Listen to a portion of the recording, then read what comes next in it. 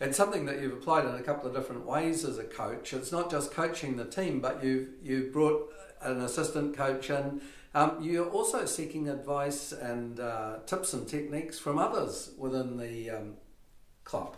Yeah, absolutely. You always have to want to get better and improve, and you need to realise that the most successful teams often achieve their best success because they've looked for help and assistance and support and insights in areas that go beyond the immediate here and now of the particular sport and discipline. One person that I took huge inspiration from was Eddie Jones. When England went on that huge unbeaten streak with rugby, when he took over, he was going to a lot of the football clubs and looking at how they did things, and a couple of ideas that he could take out of them to get better and go that extra mile in terms of performance and inspiring his team. You saw that with the All Blacks when they brought in Kerry Evans, who was the sports psychologist and was able to provide them with a lot of insight into performing under pressure. And with me, it really encompassed working with the parents and a lot of things. There was parents that came from positions of leadership within their work communities. There were parents that homeschooled their children, and it was about asking them what sort of things that their kids respond to and how they learn best at that particular age, things that they found have worked well and things that they found haven't worked well.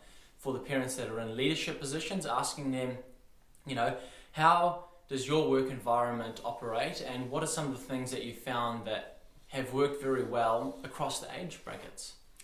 It's very clear that you've taken that coaching role with great deal of care and responsibility, but at the same time that models for your players, because did you see that you needed to give each player some degree of responsibility? Absolutely. There was many training sessions where we would have scenario play, where a situation would be we're 2-1 down with 1 minute to go before half time. If you get this goal, the momentum's going to be in your hands. How are you going to play this?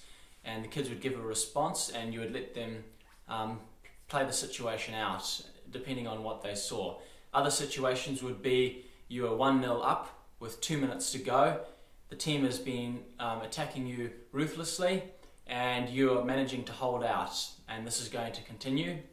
Play the situation. And it's about making sure that they know how they feel in that situation, because the biggest drawback of a lot of football coaching at a youth level is that players often aren't put into match situations where there's extreme amounts of pressure in training scenarios. So you need to make sure that they are put into those situations, that they're able to process and make great decisions under immense amounts of pressure.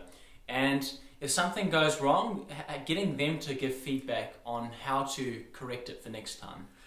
Because if we're brutally honest, your team was not all that high up in the competition when you started out. You had some early setbacks. So how did you go about, encouraging them, motivating them? Yeah, so we lost our first 6 games in a row at the start of the season.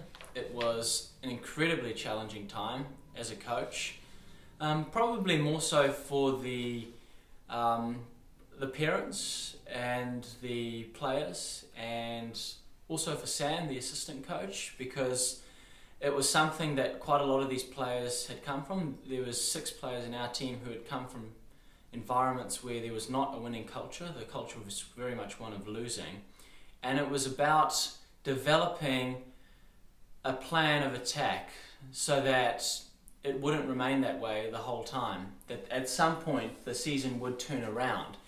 And for me, that was always going to be that point where we had closed the gap between us and the best teams. So at the start of the season, I was doing a lot of observing, having a look at how these top teams were playing, what they were doing well, what they were doing which we weren't doing, and how we could practice so that we were closing the gap at training and during the games, which would give us a chance of actually going and beating these teams. And the biggest thing that we found was it was 3 simple things. It was which boiled down to our game plan.